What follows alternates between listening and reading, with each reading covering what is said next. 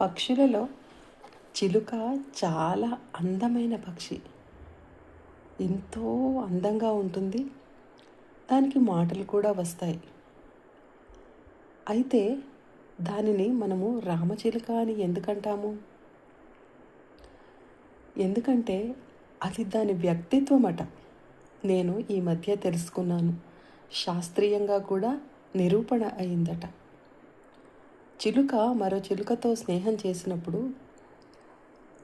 అది ఆ మగ చిలుక చనిపోతే లేదా ఆడచిలుక చనిపోతే అది ఇంకో చిలుకను దగ్గరికి రానియదట.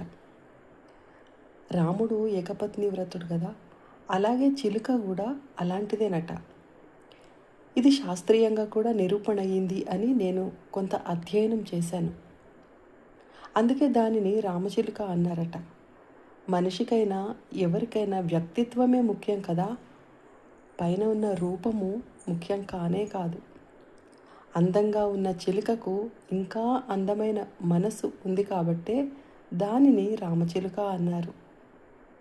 మీకు ఇంకా ఏదైనా ఇన్ఫర్మేషన్ తెలిసి ఉంటే కామెంట్ చేయండి. Thank you.